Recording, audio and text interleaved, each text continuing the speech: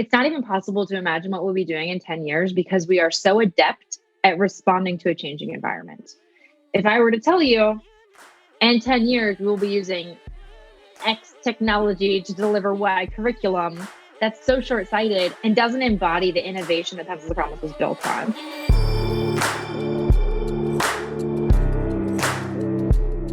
Hello, friends. This is the Let's Give a Damn podcast, and I'm so incredibly glad you're here. Thank you for showing up.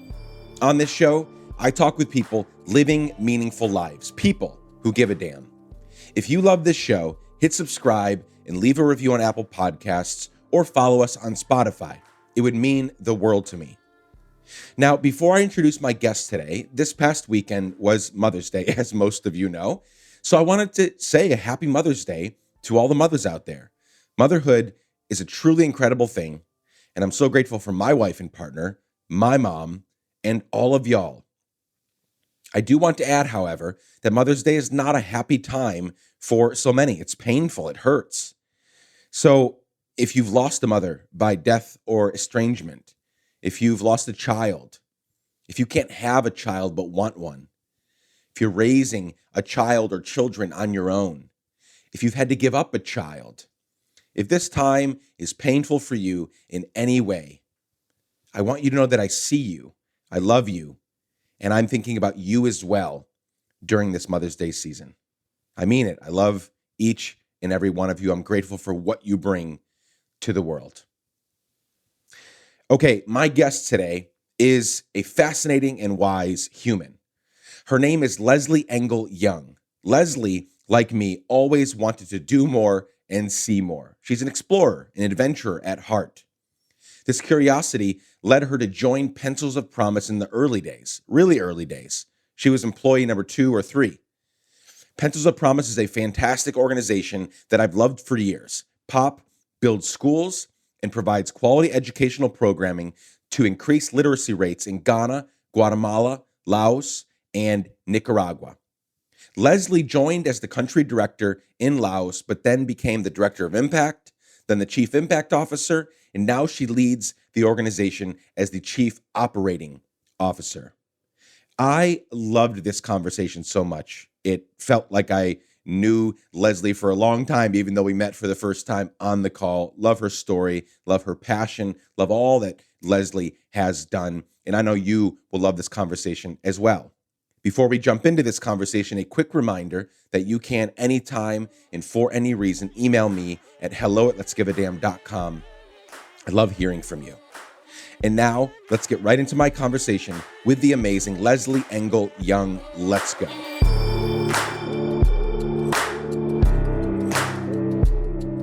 Leslie Engle Young, so great to have you on the Let's Give a Damn podcast. So happy to be here.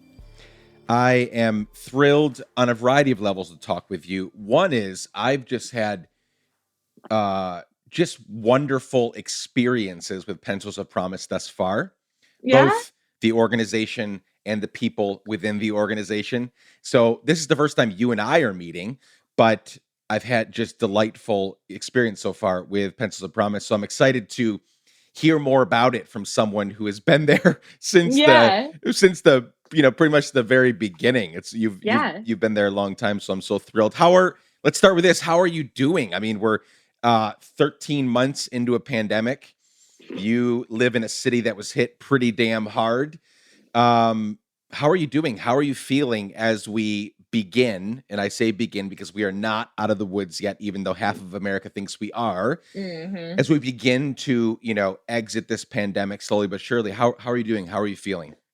I'm feeling really good and very hopeful. I have a almost 3-year-old daughter, and I think that having a small person in your house who is incredibly joyful was just something that made this last year so much easier.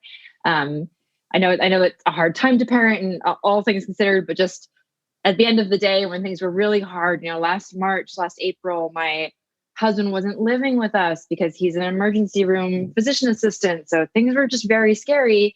And then you have a really small person that's like, wow, it's raining outside. And you're like, you're right, it's raining. And that's cool because we can jump in puddles and it's just really grounding. So having that through line has been very helpful. And then just feeling really hopeful as we start to just, warm weather, just seeing more vaccinations, just feeling positive. I didn't know that about your family in terms of your husband being a frontline medical worker. So talk to me about that experience because I have friends that were frontline medical workers all over the US, but I've had a few in New York as well and they told me that it was just I mean just a really hard time. You Yeah. mentioned not living together. There was that whole angle where, they're being quarantined and kept in a different place because of so much exposure. But also, this is your partner. Yeah. You're probably worried as hell all the time. Like, is something going to happen? Because there were lots of cases where these frontline medical workers didn't make it out, right? Yeah. So, how is that part of it? I'm sure just there's still some trauma, Yeah. probably. Yeah. It was absolutely wild. He was, well, there's a reason he does his job and I do mine. He was very calm about it, right? When we were like, when I was, in my mind, very dramatically, I read a lot of dramatic fiction. So things got dramatized in my mind, right? I'm going outside with my daughter in a carrier at that point to give him a hug goodbye because he was going to be gone for what we thought was maybe a couple weeks, ended up being about 6 8 weeks, Wow. and things were really scary. I mean, March in New York was very very scary, and he's just like, like, yeah, I'll see you guys soon. I'm like, I'm sorry, are you not freaking out? Like, you are someone that freaks out about traffic, like pandemics, traffic. Why are we like okay here? Right. Like, I guess that's why you work in an emergency department and I do not, because you can stay calm in this moment and I cannot. But I think he and all of his colleagues were just in that, not really thinking until you're out the other end of it, and now processing and realizing just how scary that was, and how very real it was, and just to be in the center, to be in New York at that time was very heavy. Yeah. Did he ever get COVID or did he steer clear of that? Yeah, he did get it. And he actually didn't Wow. tell me. He told I think he only told one person, our very closest friend, because he needed someone to know in case he Sure. got more ill. At that time, when you had COVID and you worked in the emergency department, you're still going to work as long as you could work because you just needed to. He didn't tell me, and when I did find out, I was like, "Why didn't you tell me?" And I'm like, "Oh my gosh, thank goodness you didn't tell me." Sure. And I would have Right. been, what can you do? It would have been so scary. But he was relatively asymptomatic. So all in all, very, very fortunate. Yeah. Thank God. I mean, Hmm. what an absolutely intense year. Yeah. Um, so here's what I'd love to do. There's so much to get to. I want to dive into both. I want to give I want to give lots of time to your story and sort of, a lot of what I do is I want to figure out what makes you tick and why you're Hmm. doing the thing that you're doing. And a lot of that is we find a lot of that out in the story leading up to, who you are today. So I want to dive into that here and then we'll get to pencils of promise stuff. I also want to, this, unpack and celebrate all that is pencils of promise. But let's start with your story. So, who is Leslie Engle Young? If I say tell your story, go back as far as you want to. Like, what are the who, what, when, where's, and whys of your story? Yeah. Well, as far back as I want, I grew up in Oregon. I grew up in a small town in Oregon. I grew up to educators. I grew up growing up in schools. Both my parents were educators in really small rural schools. So my town was around 12,000 at the time, but then schools even outside of the town. So my dad was a first, second, third grade teacher slash principal at one point in time. So, these really, really small schools. So Very. my world was really shaped in that, and spending time in those settings, time with educators, time just having school always be such an incredible focal point of our lives.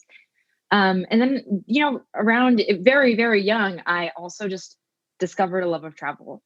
Probably even before my family did. I was the first person in my nuclear family to get a passport and was the first person that wanted to go out and see the world. And I think that Wow. really shaped a lot of kind of what was to come and what was to grow into, what started as kind of a wanderlust and then wanted to be really experiencing the world in other ways. You mentioned that you were the first one of your family, of your community that wanted to venture out. Where did that come from? You mentioned a few minutes ago that you love, sort of reading dramatic fiction. Did it come from love of reading, or what was it that really made you? Because so you're well traveled, I'm well traveled. and I wouldn't trade that experience for any amount of money or things in the world. Like, my favorite thing about me is that I've traveled the world and spent time in so many different places. Like, it has shaped me fundamentally. But many Americans, especially maybe people growing up in rural Oregon, right, don't get those experiences. So what was it that caused you to think that way and ultimately pull the trigger and go do that?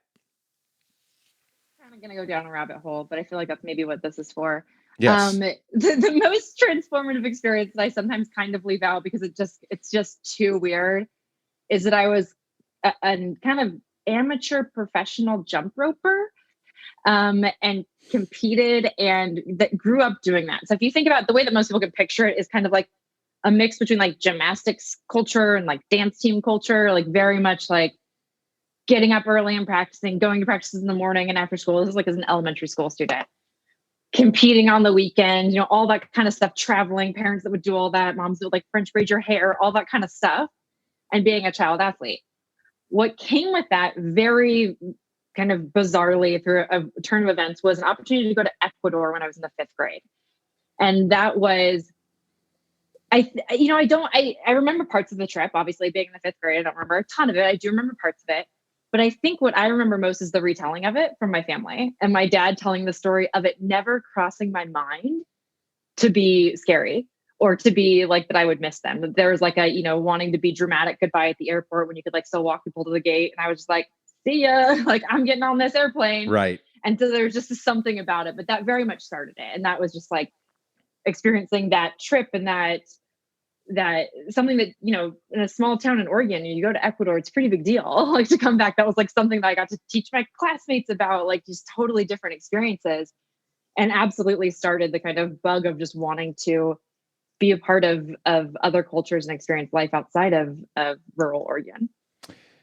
First of all, I did not know that competitive jump roping was a thing. It's such a thing. So I know what I'm doing this evening for at least 20 minutes is I'm going to jump on YouTube and go watch some competitive jump roping. I mean, I can imagine what it looks like because I've seen people, in random videos like jump rope really well. So I'm sure it looks something like that, but that's amazing that was a thing of yours. So 5th grade, what is that? 10, 11 years old? Yeah, 10.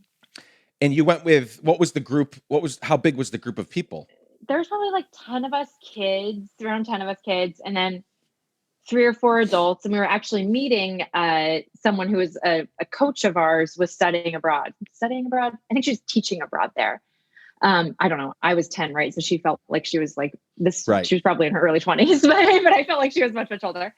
So we got the opportunity to go through that. So yeah, we were just this group of girls from Oregon that got to go on this trip. And the distinct things that I remember are all very like sensory. Like I have such a strong memory of rolling down the window in the van and buying sugarcane and like out of a plastic bag and then getting to like chew on the sugarcane in the back of this van and thinking like, this is the ultimate no parents. Like, do you know they sell sugar on the side of the road? Yep. You get to eat it just in the car. Like it was the ultimate, just like, I'm living my life large right now.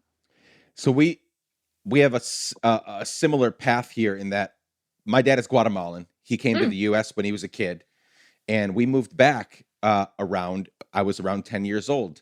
Okay. And we lived in Guatemala for 10 years. And so I think there's something interesting and important about leaving your kind of safe surrounding in those still formative younger years that you can never like undo. You can't unsee the things you see. You can't unlearn the things you're learning.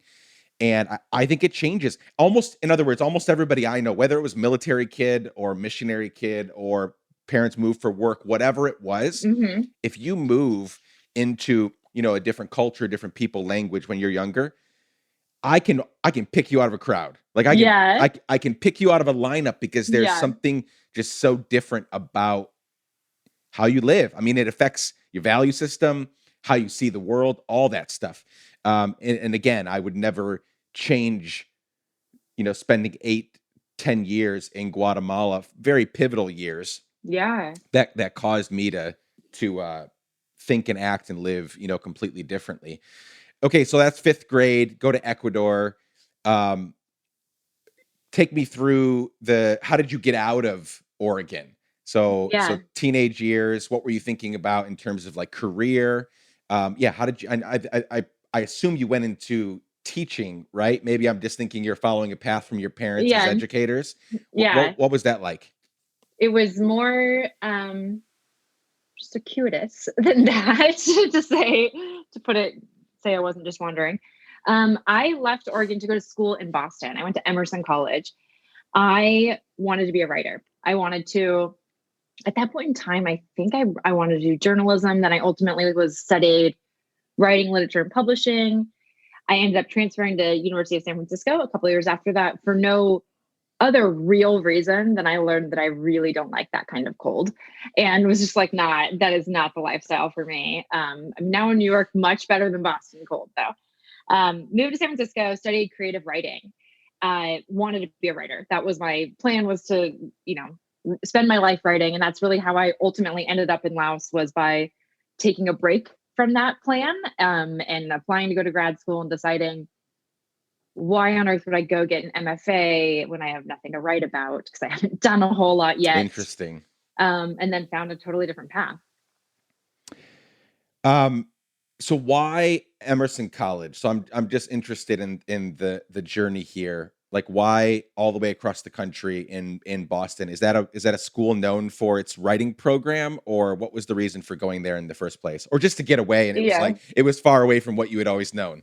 It was probably that it was far away. Although it's when I say that, it's interesting because I also am very close to my family and friends in Oregon. So there was no like need to escape. I think there was a need to try something different and experience something different. And living in a city felt very different.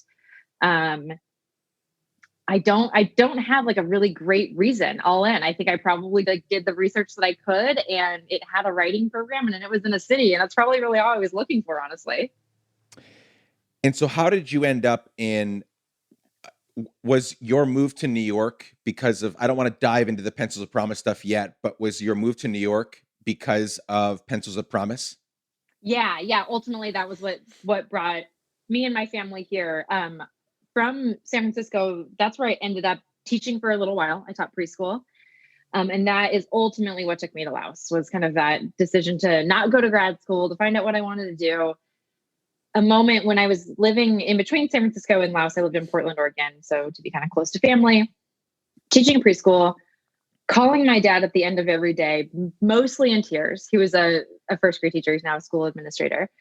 Very quickly realizing that teaching, that I was very good at it, but it did not bring me any joy. It brought me relief at the end of the day, that the day was over and that everyone survived, and then kind of dread that the whole day was going to start over again the next day. And I was good at it. So that was kind of confusing. It was like, I know that I'm skilled at this, and I like being with children, and I'm good with kids, but I need to find a different path that is maybe supporting that or something outside of that. And so it was really 24 years old. What am I doing? What should I do? I know I'll buy a one-way ticket to Laos, because that's what you do when you're unsure and you have the privilege and the ability to do that. So that's what I did. And that's how I ended up in Laos for almost 4 years. And did you, please forgive me if you already said why, or if you already alluded to, but why Laos out of any place in the world? I had traveled there. With a couple of friends. We had done kind of Southeast Asia. Loved it. It was beautiful. No great reasons. I want to go back to real briefly before we move forward to, you talked about how Boston cold is different than New York cold, which is different than Pacific Northwest cold. I completely agree. And I think part of New York cold, like Boston is just a cold city, like the people, everything, the every, architecture, the people, it just feels, it looks and feels and tastes cold. The reason I think New York is more bearable when it's cold is because it's New York. It's New York. Like, you don't get that magic feeling whenever you step on the sidewalk in New York, you don't get that magic. Well, in my opinion, anywhere else in the world. And I can say that intelligently because I've traveled all over the world. There's nothing like, being in New York. Agreed. But you definitely don't get that. And then And then Pacific Northwest, before we live in Nashville right now, we're moving to New York in somewhere between 30 to 60 days. So Oh, we're fun. ending our time. We'll talk about, raising kids in New York and stuff here in a minute. Yeah. But we got 3 little kids. But before this, we moved from the Pacific Northwest. We were in Tacoma, Okay. Washington, just south of Seattle. And Mhm. that cold is different. We loved the Pacific Northwest cold, Yeah. like the kind where you don't need a down jacket, you don't need the heaviest clothing. You just need a good hoodie. You Yeah. need a You need good one good hoodie one. Yeah. and a rain jacket and you're good. That's my favorite kind of cold. But New York cold is definitely bearable, mostly Yeah. because you're cold in New York and Exactly. that makes it much more bearable. Um so you've been in New York for 10, 12 years? Se 7 or 8. Yeah. 7 or 8. Okay, I overshot a little bit there. Yeah. Um, how how has that experience been for you? Mhm. Have you ever felt, because there's different opinions, right? About how long you have to be in a place to make you a New Yorker. Some will say the really hardcore people will say that unless you were born and raised there, Born. you're Yeah. never a New Yorker. Then there are those that are like no less than 7. Like you've got to be there Mhm. 7 to 10 years before you can even begin to call yourself a New Yorker. Yeah. So wherever you land in that thinking, how has New York been for you? Do you love it? Are there things that you can't stand about it, but you can't get away from it? Are you going to be there for as long as you can? Yeah. What is New York for you? I love it, and I love it even more now coming out of this time of complete crisis as a city. I tell people that are not from New York that I'm a New Yorker, with the full caveat that I understand that true New Yorkers would be appalled at that statement. But I think of myself as one now. I love this city, and I was just talking to a friend the other day about how as I'm fully vaccinated and people are getting vaccinated, we're excited to travel, and of course I am with responsibility and caution. But I'm also excited to do New York things, to Yeah. do the things that are like, there's a reason why we pay the rent to live in New York, which is not cheap. There's a reason why we live here. And it's the accessibility to it's Shakespeare in the Park, which is my favorite thing in New York. So It's good. summer Shakespeare in the Park, or randomly going to a Mets game on $20 tickets because there's one that day. So those types of things I just cannot wait to have in my life again. I love the city. Is your husband from New York or is he also a transplant? Also transplant, grew up in Montana. So it was a very, very different experience for both of us. I mean, I had lived in San Francisco, but only for a couple of years, but nothing like living in New York. And he was slower to fall for the city. But I do think that even this last year for him, having worked at the epicenter, I think really rededicated himself to the city. What neighborhood do you all live in? Yeah, we're in Queens, in Astoria. Queens. Nice. Okay. And so everybody's gonna have to listen into me just going off for here for a second about New York, but that's fine. They can shut it off or fast forward or whatever. Don't shut it off. Leslie has more to say. Um, so I was born in New York State, Mhm. upstate, and always was fascinated by the idea of living in New York City one day. I mean, that's Yeah. just like I could never get away from it. And then moved to Guatemala, traveled the world for 6 years, lived out of 2 suitcases, got married, Wow. and we moved to Minnesota first. And when we first got married, well, so we got engaged in New York City. So my I don't think my wife had ever been to New York. She was born in Pennsylvania, but then raised in Florida. We went to New York to get engaged. We saw Wicked on Broadway. Oh. I got horrible food poisoning Ooh. and had to propose to her on December 29, 2007. I mean, I am just dying and got up enough, like just enough semblance about me to like get on one knee and Oh propose my to her in New gosh. York City. It was the best slash worst experience of my life. Yes. So we got engaged in New York, and it was sort of around that time that we were like, we're going to live in New York one day, like maybe move there and never leave again. Did Minneapolis, then we went to the Pacific Northwest, then we moved to Nashville to be closer to family for a while. We've not enjoyed Nashville at all. And now we're at the point where we're like, okay, I've part of the reason we couldn't move to New York up until now and not 4 years ago when we wanted to leave Nashville as soon as we arrived was because I kind of blew up our world and started all these different projects and a couple different companies. And so I was spending Right. way more money than I was making. And so now we're ready to do it, right? And there's all sorts of opinions from people. Like where I'm asking all of our friends there, like, we think that we want to move to Manhattan, Harlem, Upper Mhm. West Side, somewhere up there. Would love to live downtown, but cannot afford it, right? Like Yeah. all I have certain friends that have been there for a long time, have really good jobs. Like move to Tribeca. I'm like, are you kidding me? Okay. I Yeah. literally, first of all, I can't. There's no 3 bedrooms for under 10,000 in No, I can't Tribeca. go to lunch in But Tribeca. right, What are you talking 100%, about? right? Um, so you live in Astoria, and that hasn't come up in a while, and so Astoria, raising a kid, what do you say about living there? Like, do you love it? Would you recommend that over Brooklyn or Manhattan, or are you there for a particular reason? Well, so I've only lived in Queens, so it comes with that caveat. But yes, Queens is by far the best. I tell everyone to move to Queens. It is one of the borough of Queens, don't quote me on this. There's some stat about it is one of the most diverse areas in the US. Yeah, it is. It is, you see that in people and language and food and culture. I love living in a neighborhood and then taking a very short chain ride and being in Manhattan. And I love getting to experience both of those things and have a child that's being raised in a neighborhood where neighbors know her. There's a park down the street. She'll go to school around the corner, hopefully, assuming she gets into the public school there. But Yeah. I think that, it to me, it just has the best of both worlds. And getting to have all of that and that experience and still having the proximity. The Greek food is amazing. All the food options really keep us here. Yeah, it's my favorite spot in the city for sure. Is there good vegan food in Astoria? Oh, are you vegan? We are vegan.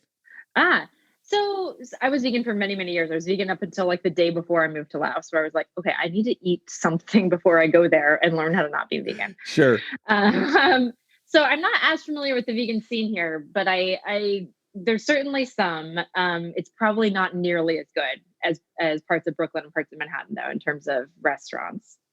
Well, uh, maybe we should put it back in the running because what's hard about listening to people talk about where to move in New York is, there's way different opinions if you have kids or don't have Right, kids, right? So, right.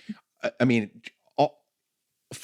oddly enough, all of my friends that have 3 or 4 kids, they all live in Manhattan and they swear by it. Mm, They're like, move to the Upper West Side. You got yeah, great schools and you obviously got the park and this and that, right? Or Harlem. And then all my friends that are single are like they're like, fuck Manhattan, go to Brooklyn, yes, right? And they're yes, like, move yes. to Brooklyn. It's like low key and there's no tourists around and this and that. And so it's really hard. I mean, I know the city Hmm. really well. I go there every Yeah. chance I get. I mean, this last year was the longest I've ever gone without going to New York. But in a normal Hmm. year, I go 6, 8 times a year. I Hmm. love going there. So I know the city really well, but it's hard to know. It's like visiting for a few days at a time versus living Versus there. living, Two yeah. two totally different things. We'll have to maybe look at some places in Astoria and see if anything pops up for us. I really like it. I mean, we are renting, obviously. Yeah. I don't know, people think that was kind of a really obvious statement to make. But when we moved to the Ditmars area of Astoria, we are able to rent a house and we have a little backyard, which is for, especially for New York standards, just like huge. With a kid during a pandemic, life saving, like Sure. so lucky to have this space. That's awesome. Well, I'll let you know what we decide. Maybe we'll be neighbors somewhat at Recommend some it. point. At some point. Okay, Pencils of Promise. I kind of talked about how much I love Pencils of Promise at the beginning. Now let's dive right in. So when did you, before we talk about the organization, how did you become acquainted with Pencils of Promise? I think it was around the time you went to Laos. Yeah. So talk me through how you met Adam in the organization and how you all became partners in work and in vision and all that. Yeah. So I guess it was 2009. Living in Portland, had been teaching, had been nannying, wanted to do something different, ultimately decided I'm going to move to Laos. And walking around with a very dear friend of mine saying like, hey, I want to tell you some news. I'm thinking that we're going to be moving. This was my then boyfriend, still very dear friend. We're thinking we're going to move to Laos. And she's like, wait, what? Do you know that I just the other day on Facebook saw this person that I was on semester at sea with is building a school in Laos? I was like, oh, that's random. This is one, I think, an insight into what year it was, and two, kind of my presence on social media. I was like, I will get a Facebook account and message this person. Amazing. So I sign up for Facebook and I'm like, Dear Adam, someone I know named Ellie went on semester at sea with you. I heard you built a preschool. I teach preschool and I'm going to Laos. I'm like, that was it. Pencils of Promise didn't have a website. There was like one Facebook account. They had built one school. It was nothing, but it was like, hey, maybe this is something I can do while I'm there, while I figure out what I want to do next. Very much a stepping stone to what do I want to do next. It was never meant to be a destination. So Adam and I had a phone call. I mean, he actually just saw him today. I think we were talking about, I was probably 23 or 24. He was 25. Had a phone call, talked about how we both loved Bob Dylan and we both loved traveling. I mean, not an interview by any means. And then it sort of like left it at like, hey, if you ever get out to Laos, let's meet up. Several months later, we come to find out we were actually on the same exact flight from Thailand, God. like the little tiny prop plane from Thailand to Long Prong. So we met in line at the Lao Airlines flight. We spent 2 weeks there. He was there visiting the one school he had built and, kind of seeing how things are growing. He spent, I want to say 2 or 3 weeks there. We spent pretty much every day together with, my now colleague, Lenoy, traveling and, seeing schools and meeting with people. And then I ended up staying for 4 years, which seems very random now. But when he left, he was like, would you like to try and doing this? And, I was a volunteer. There was no funding. There was no anything then. And that's really what happened. I stayed behind and we ended up building out the team there. What number employee were you at Pencils of Promise? Because you met him, right at the beginning. Yeah. I think in terms of like paid employee, I was probably like number 2 or 3. Wow. Because there was a great committed group of volunteers in New York that were like helping to raise the money and do all of the work. In terms of like impact employees, so programmatic employee, I was number 2. My colleague Lenoy, who's still the country director there, was the first person that Adam met. Then her and I synced up, became of course very dear friends and worked together for a very long time. But yeah, I would have been the second employee working on the programmatic side. Your first role at the company was director of impact, correct? Was Lao country director. Lao country director. First. So you've held 4 kind of official roles at the company. Okay. Yes. Okay. Yes. So Lao country director. Did you take the director of impact? Was that when you came back? Was that when you came back to the U.S. that you became the director of impact?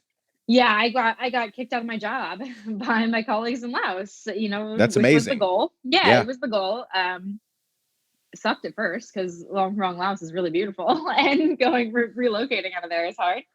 But yeah, the way that I like to think about it is their names are Lenoy and Ya are better at that job than I ever could be in a million years, with the skill sets they have. So it was for the good of the company. And then, but I wanted to stay with Pencils of Promise. So I relocated to New York, took on that role, kind of rose to the organization in that, and now serve in an operational role that does both operations and impact. So for those that don't know, I'm sure many people, because Pencils of Promise done such great work and a lot of people know about Pencils of Promise. But for those that don't, give us the elevator pitch for who you are and what you do, vision and mission. What's the heart of Pencils of Promise? What's the promise, right? The Pencils of Promise. Like, what's that promise that you are offering? At Pencils of Promise, we believe that education is the great equalizer. The education is opportunity. The education is really what unlocks and unleashes potential. The way that I describe our work to folks who are kind of familiar is saying that we do rural education development.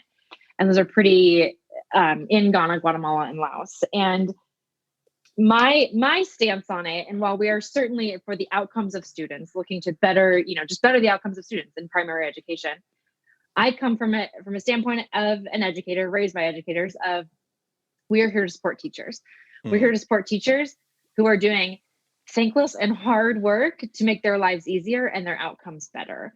And those teachers in some of the most overexploited and under-resourced settings, ensuring that they have the resources that they need and deserve to do their jobs well. And, thankfully we are, or I guess coincidentally enough, we are recording this conversation during Teacher Appreciation Week, right? And I would say globally, we have collectively never been more grateful for teachers. Right. Yeah. They are the overworked, underpaid, like the truest of true heroes, Yeah. because the great equalizer is education. One of the most important things we can ever gift to our children is the gift of education. Because of that, you would think that they would be getting paid all the money, Yeah. right? Yeah. Let's flip this on its head. Forget if you can play, football or basketball or baseball. We'll pay you just a normal salary, right? And we'll Yeah. give all that money to teachers. And it's just not that way. And it's being the father of now 3 children, it's maybe one of the most frustrating things for me to watch Mm-hmm. is to see the quality of education that my kids are getting, even at the public school level. And it's amazing. I mean, it really is. I get it. There's problems with public school system, and Yep. it obviously depends on where you are. But by and large, most places, most teachers, most school systems, they're doing their damnedest to give our kids the best education they can, and we're giving them barely enough to scrape by on. So I just want to take a moment to thank all the teachers out there on this Teacher Yes. Appreciation Week, or month rather.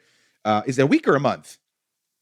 I think it's a month. It I should think be it's a a month. week, but it should be a month. Yeah, exactly. There, I think you're I like, think it that's should right. be a month, right? Yeah. It is Yeah. Teacher Appreciation Week, and it should be a month or a Should be year, a or a year. decade. A lifestyle. Yes. 100%. So thank you, teachers. Why Guatemala, Laos, and Ghana? Yeah. Before I answer that, where in Guatemala did you live? In Guatemala City?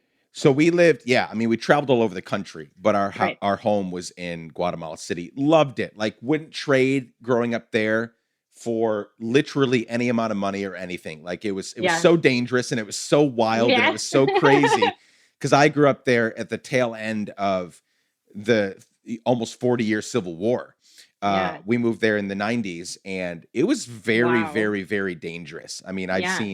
seen people get murdered right in front of me. There was, they tried to Right. kidnap me. I got caught in the crossfire with like police and basically like cops and robbers. Like, I got caught in the middle of Yes. it. Like, insane upbringing, but I just loved it. So yeah, Guatemala City. Yeah.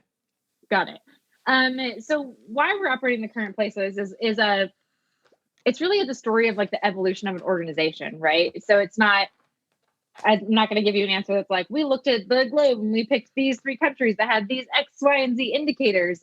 It was more the evolution of people and the evolution of the founder and our story together. So Laos was a place that was near and dear to Adam's heart, that he had traveled to.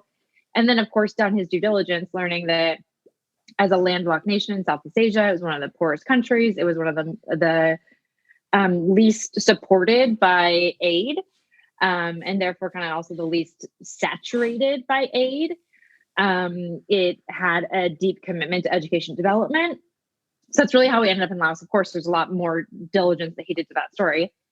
Moving from there to Central America, we started working in Nicaragua and Guatemala. We no longer operate in Nicaragua, but we moved to those 2 places with kind of the goal of wanting to be a global organization and not wanting to be that Lao organization. Where a lot of people are like, oh, is that in China? No, it's Right. not. Not knowing, not being able to conceptualize, and wanting to test. Like, we thought we had a great model that could be global, but we needed to know, is it actually, or does it just work here in Laos? So moving to Central America for that reason. And then ultimately, by the time we moved to Ghana, and I want to say it was 2012 that we went to Ghana, that was where we were maturing as an organization. And we got this amazing advice from a very dear then board member and friend who said, like, this is the time as an organization that you do portfolio management. You pick somewhere where you're going to be really successful. Yeah. Like, choose somewhere where you can do the work. You don't always have to choose the hardest place to work. Laos is hard to work in. It's a closed country. It's a lot. It's very challenging. So it's like, pick somewhere that you are going to have success, and that partnership is really going to work. So that's how we ended up in Ghana. And there are 3 very different places, obviously.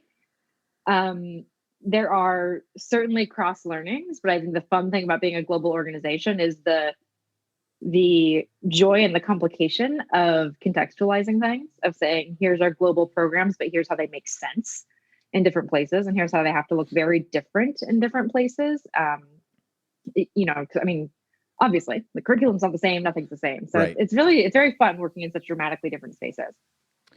Now, I'm sure there's a temptation, maybe not, but I would think that there'd be a temptation to cover as much ground as possible, right? In other words, like, why 3 countries? Why not 40 Yeah. countries, right? Yeah. But there's probably a lot of wisdom in saying, no, let's reject that notion. Maybe, Yeah. maybe it grows slowly but surely. Maybe there's 5, 6 eventually, whatever. But there's maturity and also just wisdom in saying, no, let's instead of spreading out super thin and not doing it well, let's pick a few places that make Yeah. sense for a variety of reasons, whether we have an affinity toward, Adam loving Laos or Mhm. whatever. Like, just going deep there and ensuring that our impact lasts not just years, but decades and generations. Exactly. What's the thinking there with not expanding as quickly? Yeah, very much that. Like, let's do a few things really well. Let's maximize our ROI. Let's go deeper in places that we're already working. Um, and to me, I love organizational strategy, and I love thinking about like programmatic strategy. And I think that one of the hardest skills to really hone in strategically growing your work and your organization is when you say no, and what you say no to, because it can be very hard, especially in those like entrepreneurial early years. It's very hard when someone says, here's X million dollars, come to India. It's really hard to say no. Here's why we're not going to do that. And it gets easier and easier once you're less resource constrained and you have more experience. But saying no has been, I think, what has helped us be successful. Saying no in those moments, saying like, we think we can be most effective if we double down our efforts in Ghana. If we have the team there, we have the country director there, we have the model there. And when we're talking about like actual footprint, we're in very small areas of each of these countries overall, right? So we have a lot of room to grow and to operate where we currently are. So I think it was a smart decision. It was hard. We had to say no to a lot of appealing things in those early years, but I think because of that, we were able to grow smartly, to expand smartly, to scale smartly, not just quickly. Yeah, no, I mean, I applaud that as someone who spent 15 years in the nonprofit space, left it super tired, super worn out, and like 50% resentful. Yep. I left that to start. I left that to do a bunch of things, but one of the results was starting Let's Give a Damn to find out, what are the myriad of ways that people give a damn, right? It's not just nonprofit work, right? No. But I still had this like deep love. I mean, that was my roots, was my entire career up until 2015 was nonprofit work. So I applaud that. I applaud that thinking. I love that. It makes me love, Pencils of Promise even more than I already do. If you can, get specific with, you help students, you help teachers. People can go on the website and see the different ways that you have an impact. But get specific about like, what are the different ways? So I even love that you even went more specific and said, we've got a lot to grow even in these 3 countries. We don't have these 3 countries, totally covered. So even in these small geographical areas where you all work, what specifically do you do, and how are you measuring the impact of your work? Yeah. So like I said, the way that I frame it is rural education development. That's not a tagline that you'll see used anywhere else. It's the way that I think about it, kind of the way that I think in terms of programs No, I love it. And strategy. We do a myriad of things, but we build schools and we create programs that help schools thrive, that help schools be a place where learning can happen, that help schools be a place that students want to go to, that help schools be a place that are safe, that parents want to send their children to. So what that looks like is, when a lot of times that's the physical structure. It's, prior to a school, you had a mango tree, which you couldn't learn under in different kinds of weather. So you need an actual physical structure.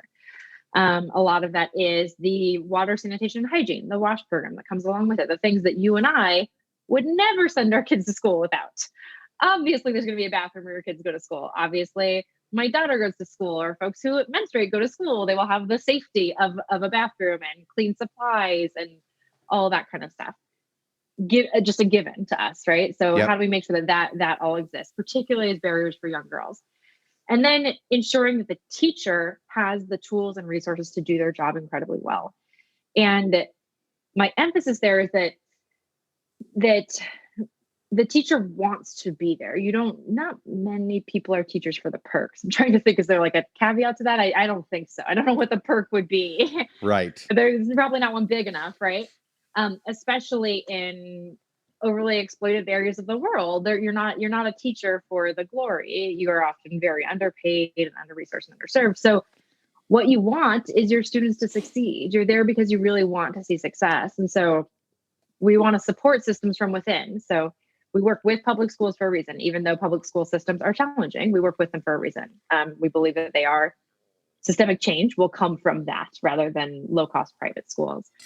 So we're working within public school systems to ensure that they can support the teachers in their own networks. Like they have the resources and the tools and the professional development and the ongoing learning to support teachers as they kind of go through their journey in these communities. And so for us, that's evolved over the years. I think it's really deeply measured in student outcomes. It's measured in literacy rates. We really deeply believe in, your ability to leave primary school being able to read means that you will be able to read to learn when you are in middle school and high school, right? You'll be able to succeed in middle school and high school if you have that really foundational skill that allows you to then read your science textbook. It allows you to then do all of these other really key elements of continuing your education. But we also believe that school is more than that. School is more than your phonemic awareness. Yes. School is more than these other things. And that has been never more clear than during COVID. And I think something that my colleague Freeman Goba, who's our country director in Ghana, said very, I think just kind of off the cusp, but very poignantly in my mind, it was early on in the pandemic when we were saying that we want Pencils of Promise to be the place, the people, the organization that continue to show up for you when you were your most vulnerable. We don't want to be the organization that said, you know what, actually, we only do literacy. So this is a global health issue. We're out. We're not going to go starting, investing in developing a vaccine because it's not our skill set. But that doesn't mean we can't pivot. That doesn't mean we can't try to, see where we can meet a need and fill that need. And I think that thinking, to me, it was a way to put words to the way a lot of us think about the work at Pencils of Promise. Like we want to just be there. And then really put words to a future strategy of, he helped us articulate when we go back, and schools are now going back in various phases throughout Ghana, Guatemala, and Laos. When we go back, we don't want to be so close-minded that we're thinking, hey, welcome back, everyone. The first thing you need is a workshop on literacy. Like the first thing you need is, how are you? Are you okay? You have probably just come out of a lot of trauma. Maybe school was the one place where you were safe, where you were cared for, where, who knows, right? A myriad of circumstances could have been happening in this time away from school. And so let's take this time to show up where you need us, to really go deep in social emotional learning and really supporting the holistic classroom, the child, the teacher, making sure that we're there for them. And so I think that, that approach to caring for children and teachers and families in the most vulnerable of times is really how I would articulate kind of our work in general and how we want to see ourselves going forward. I love that so much. I can't tell you how many times this year I have had experienced all the emotions from thinking about, like, obviously, for most of this year, I have wholeheartedly supported, virtual learning because it's safe. It's safer that way, right? In terms of the physical health of the child, it's safer to keep them in a controlled environment where the virus can't get to them or the teachers, the spread, all that stuff. But every other part of life, it has sucked so badly. I mean, so many kids, as you pointed out, they felt safer at school. They were getting fed. They were getting loved on. They were experiencing not just, the educational benefit of school, but they were experiencing friends and community and maybe going back to a place where I'm not talking, I mean, obviously I mean, the worst emotions that I felt is when I think about kids that are experiencing abuse at home Right. and it's not a safe environment. But even if it was a safe family environment, it's hard. And It's even, hard. I mean, I love being out with people. I'm like a double extreme extrovert, and all I want to be around with is people, people, people, including my family. But I'm always, before the pandemic, I was always traveling and out with people and meetings every day, keeping myself busy because I love people. Yeah. And our kids need that. It shapes them, it forms them, it helps them into, and I mean, I know that it was hard here in the US where we have resources. And even in Nashville, like they were giving money to families, right? They were giving money to families to buy food at home, right? So they were taken Yeah. care of. They were sending the bus around with meals, right? All Yeah. that stuff was still happening.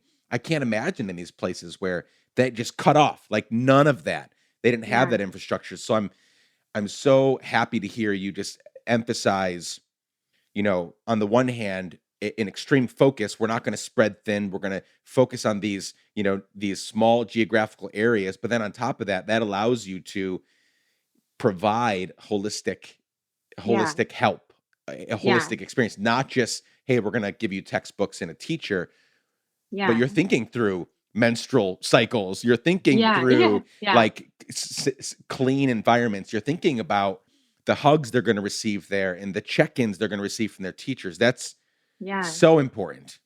Yeah. Yeah. School is so much more than those basic learning needs that are also incredibly important. But it goes so much deeper, and just showing up for people in that moment. When we first started a an SMS response line in Ghana. So we were texting out, kind of mass blasting texts out to teachers, really anyone who had a phone number of. And in the beginning, it was just, first of all, it was like COVID awareness stuff. It was just like, Right. hey, here's WHO's tips on COVID, like to help the spread to stop the spread rather of misinformation, to really make sure we're putting out resources. And then it became, here's the domestic abuse hotline, should you need it. Here's a food insecurity hotline, should you need it, because we had the resources to do it. So, that was not the time to say, download the reading app. Like that's not what matters in this moment. And later we did do that. Once things stabilized, we were able to say, now tune in at this time, we're going to be reading a story aloud, because we got to that place. But you have to first just show up. First, those really, really, really basic needs are not being met and you need to be there. So what does the future look like? Not just coming out of the pandemic and sort of, Hmm. restarting all the programs you had going before once the kids are back in school, safe and sound. But yeah, what are you all dreaming about? Like what's next for Pencils of Promise?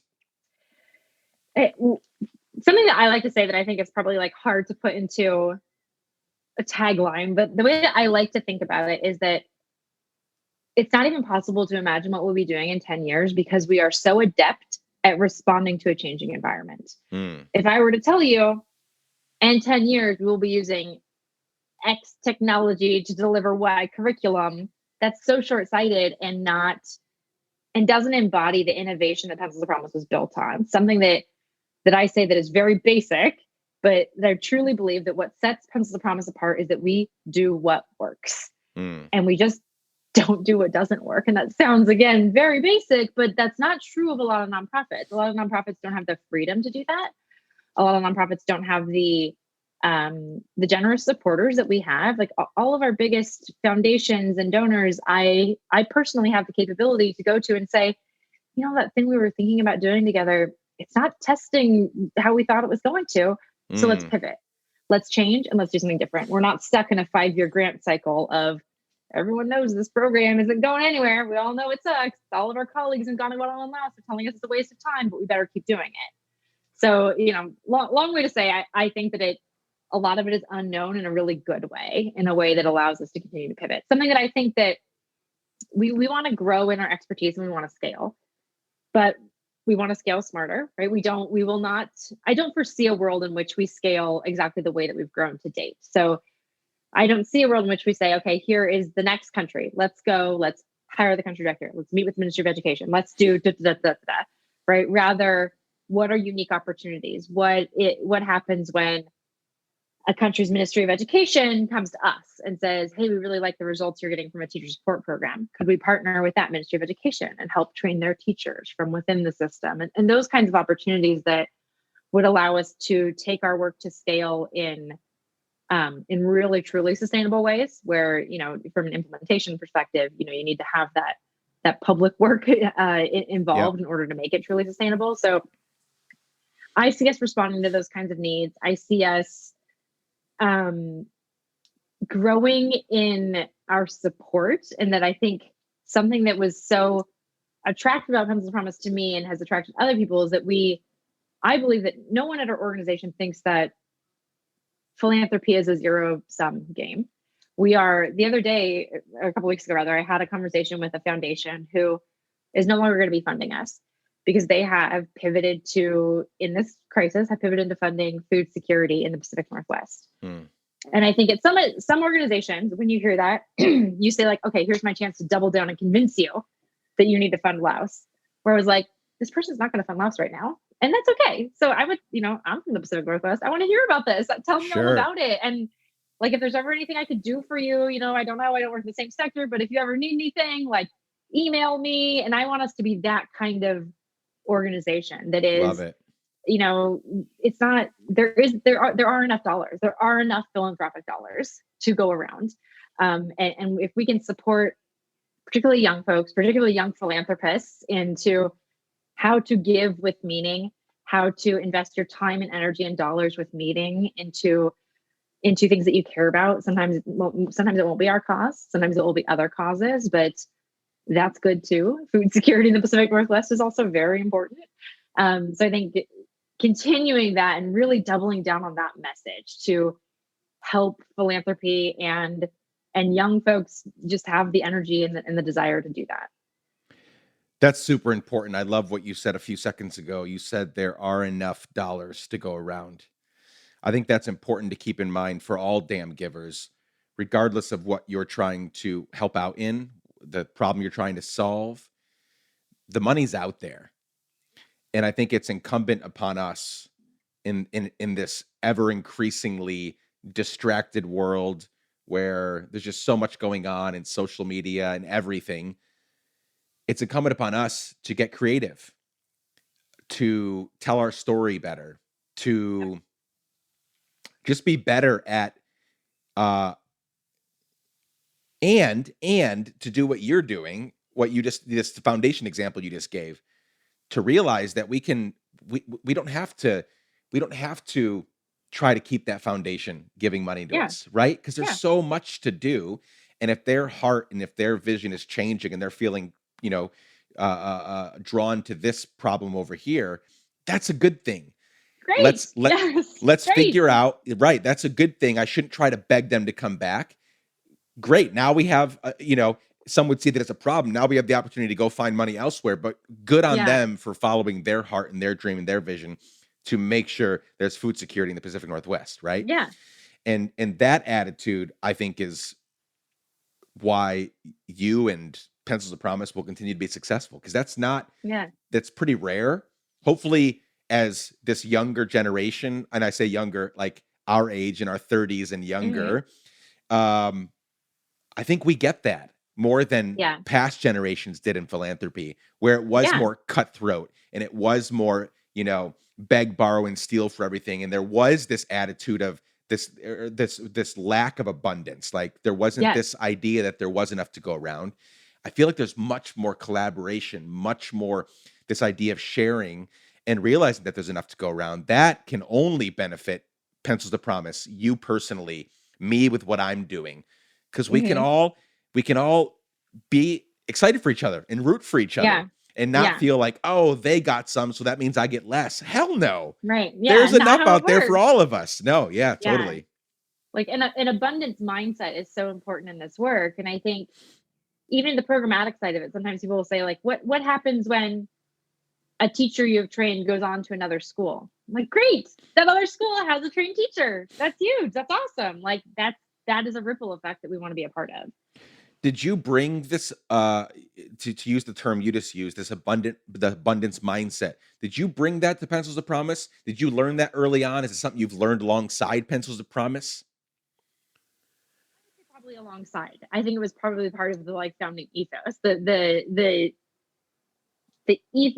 think really part of the founding story of Pencils Promise is audacity, is that small groups of young people can change the world, is that small gifts can change the world, is that people without any money but the ability to share a tweet can change the world. Like those types of things, that there is more out there, and is on you to get it. I think that's been something that has kept us going as an organization, that continues to excite people who partner with us and excite employees and communities that we work with, because we see things as opportunities. For the rest of our time together, I want to pivot back to focusing on you and not you and Pencils of Promise together, because I think we have a lot to learn from you. You've traveled the world. You've helped Pencils of Promise because you were paid employee number 2, and you've been around for years in this work. We have a lot to learn from you, I imagine. So let's start here. Everybody that's listening to this podcast, we might have some people come in from time to time, because I have these bigger guests come in, right? And they might come in to hear from whoever, Priyanka or Matthew McConaughey or whatever. But I love that they come in, but a lot of them like take off as soon, for the next episode, right? Because it's like not their favorite person anymore. But the core people that are listening right now, they want to make a meaningful impact on the world. They want to figure out, they're currently trying, as well as I am, they're currently trying to figure out what are the things they give a damn about? How are they going to give a damn about those things? So I'm going to ask a very subjective question that hopefully will help the objective whole. For you personally, for Leslie, what's most important as people are trying to figure out how to give a damn, how to figure out their thing or their things? But I try to help people figure out try to focus not on the things, because that can become overwhelming. Like, start with a thing. What makes your heart, like, what makes the passion part of you really like wake up and get excited? As they're figuring out what that is, what are the kinds of things they should focus on? What should they not focus on? How help people get from point A to point B we're all going to go through trials and tribulations, and we're going to mess up, and we're going to trip here and there, and we're going to fail. But based on your experience and the things you've learned, not just personally, but you've also been able to, rub shoulders with some pretty successful, important people along the way that have helped, Pencils of Promise grow. Help us figure out how to give a damn. Yeah, I love that. So I think kind of two sides of it. I think that the first side is recognizing and then being willing to share or give up your inherent or earned privilege and power. For me, that is being white in America. For me, that is, the inherent privileges that come with my position in this world, where I was born, what family I was born into, the mobility that I had, the ability that I got to say, I want to go to Laos and live there. That's not because I care more than someone else that cannot do that, right? That is recognizing I have the power and privilege to do this. And that is huge. And am I willing to share that? Am I willing to give it up at moments when I need to? Am I willing to amplify others in that moment? And then I think that leads to the second part of what I think about is joy. And how does that then bring me joy? How does that allow me to share joy and fill my life with joy and those around me and what I do?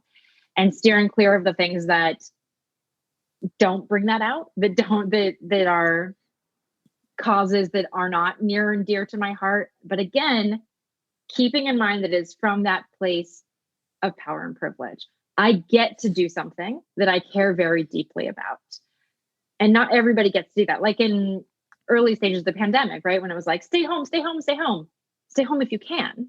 Stay home if you have the privilege to stay home. Right. I was very fortunate. I could stay home. I could work from home and keep my job. I could, care for my child. I got to do that. So I had the power and privilege to do that. And then I was able to create a joyful experience in what was not a very joyful experience with my family and my daughter. So I think it's those two things in my mind, when out of balance, become disproportionate, right? Become like, if I'm just seeking I want a cause that I really care about, you can kind of quickly become like, well, we should all just give up everything and do what we can to make the world a better place. That is forgetting that part of privilege and power, and it's not acknowledging the very real existence of that.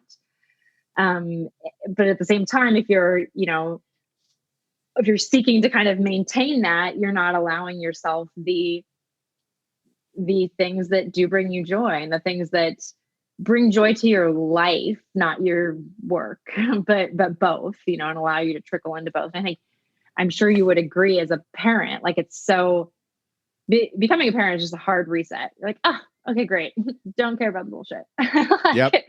Yep. Care about my family, and Yep. care about the world that I create for my family, care about the world that I leave, the example that I set, the way that I get to show up for my family. And it's the ultimate reset. And just like, I'm going to not waste time on things that don't help other people and or bring me and other people some joy, right? If it's not doing some of those things, then what am I doing? What am I doing it for?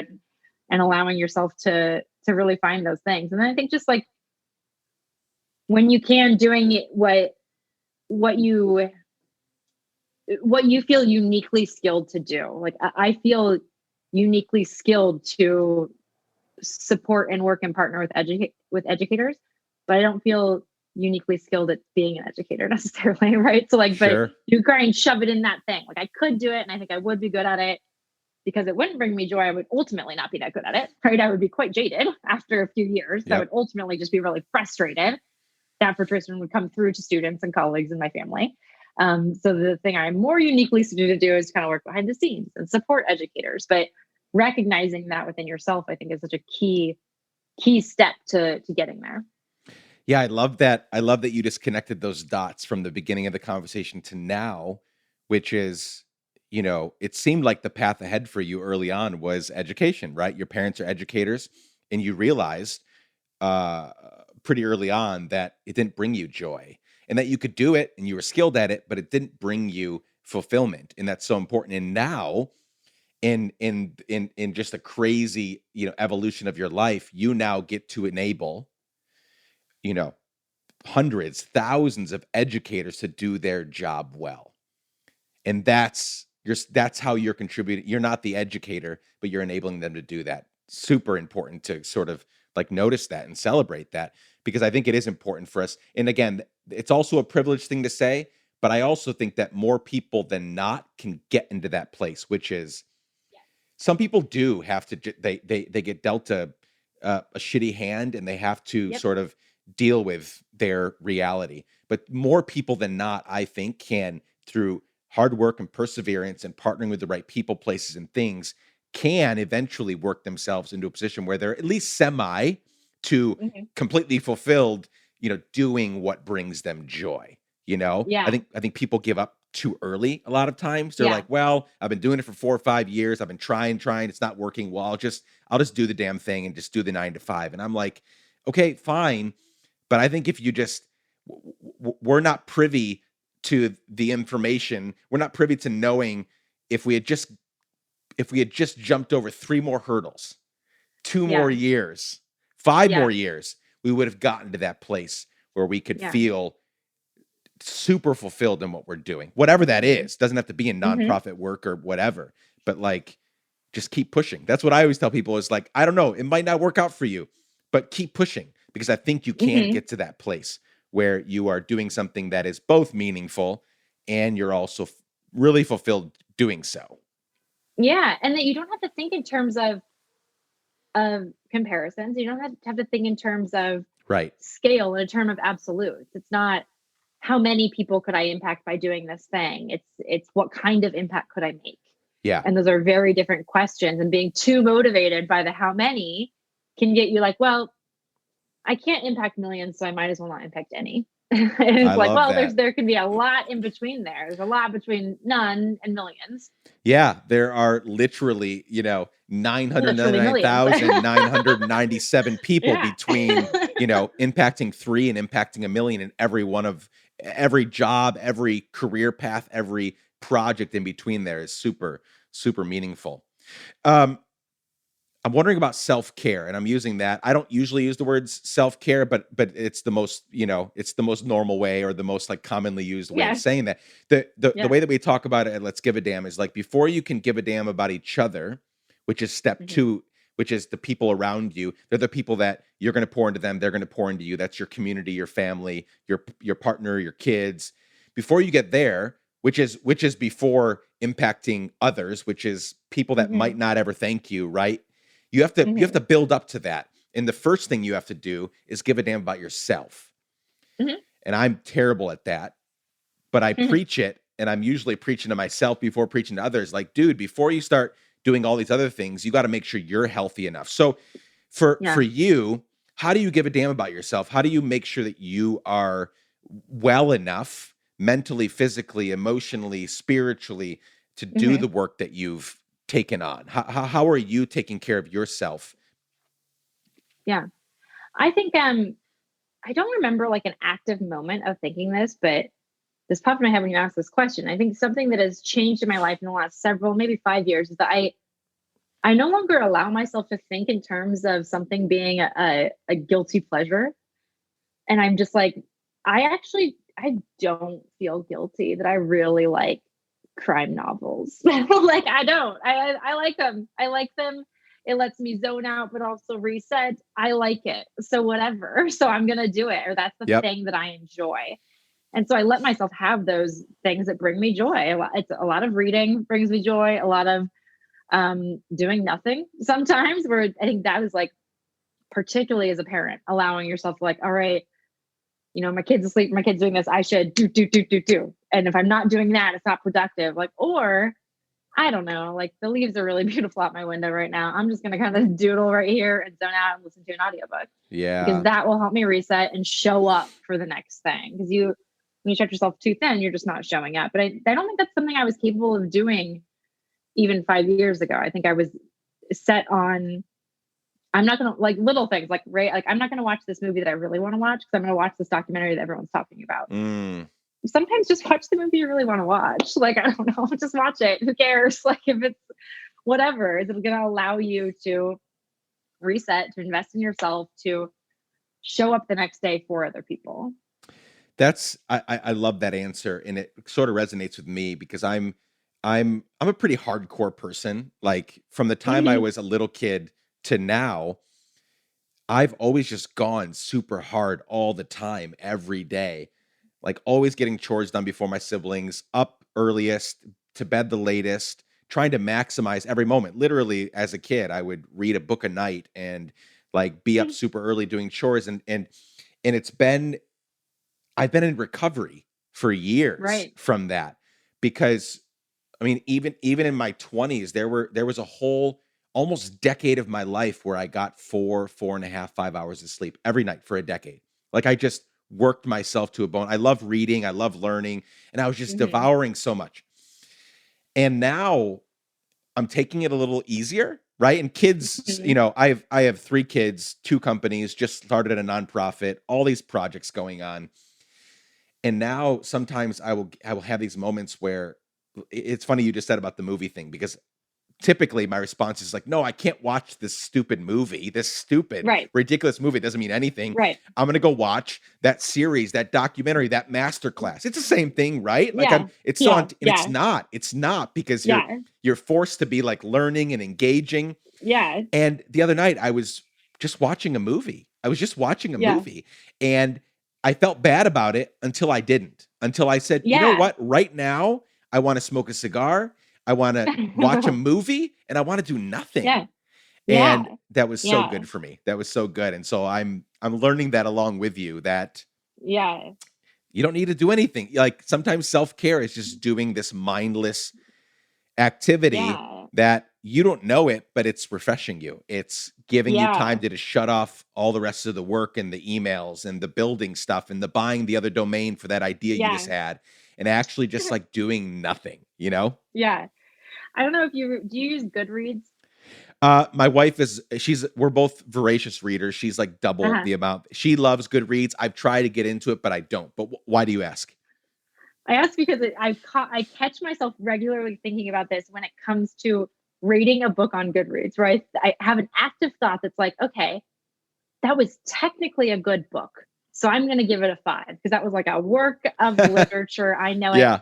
I didn't enjoy it. Got And it. I catch myself thinking that, or I'm like, all right, the second book in this romance series, I loved. I powered through it in a day. I thought it was brilliant. I see that everyone else gave it a 2.5. Like, I have this actual thought each time. I'm like, no, the reading is for me. First of all, what do I care? And second of all, that's releasing it. Like, I enjoyed it. It brought me joy in this moment, which is also, I think, a unique thing, because it, like, especially with media or books or just the way that we consume things, it's where you were in that moment in your life. You could read it or watch it at a different time and it would have less meaning, or it's just like, yeah, that was technically a good book and I stopped reading at page 25 because I was not into it, and that's okay, and that's fine. Doesn't change your experience of it or mine. That's a really great observation. I love that. And I've had my version of that, because I do read a lot of books, but I don't put it down in Goodreads. But even mentally, that has happened before. Yeah. Where it's like, I've got to power through. It's supposed to be this great, important work. And then other books, I'm like, damn, that was like, maybe not the most popular book out there, but I loved it. And that's okay.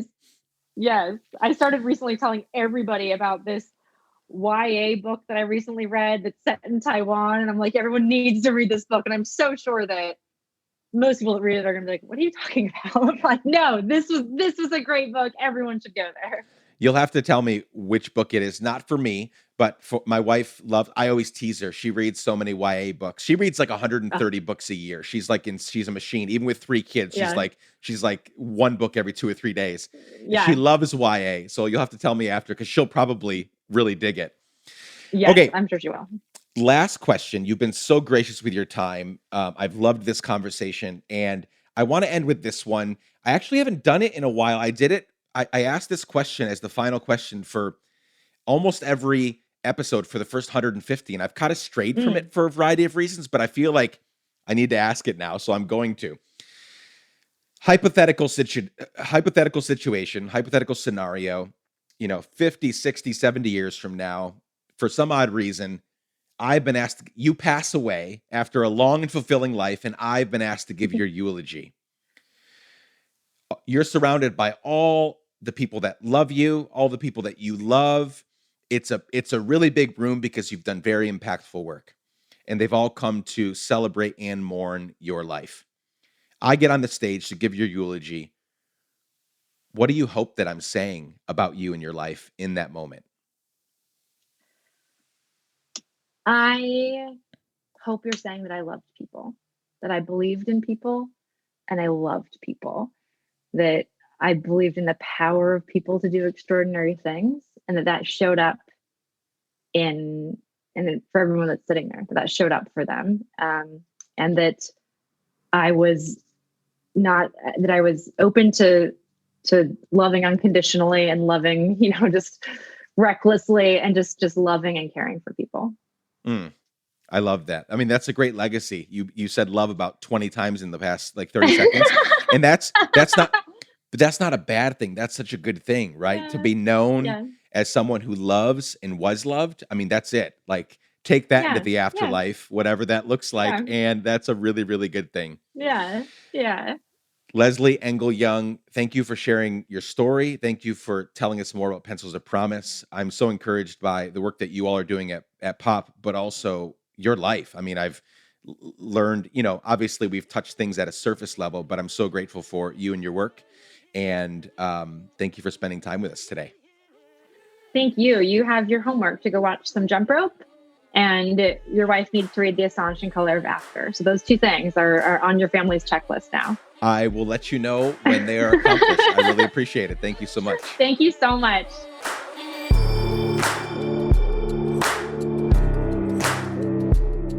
That's it for today, my friends. Thank you so much for being here, for spending time with Leslie and me. To learn more about Leslie, Pencils of Promise, and all things Let's Give a Damn, visit letsgiveadamn.com.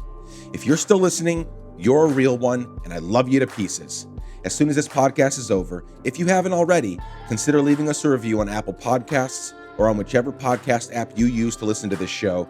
It would mean the world to me and to my small little team. Thank you so much for showing up today. I'm grateful for you. Chad Snavely, Jess Collins, and the team at Sound On Studios made this episode. The music is by our friend Propaganda. You can reach out anytime and for any reason at hello@letsgiveadamn.com. I love y'all. Be safe. Keep giving a damn. Bye for now.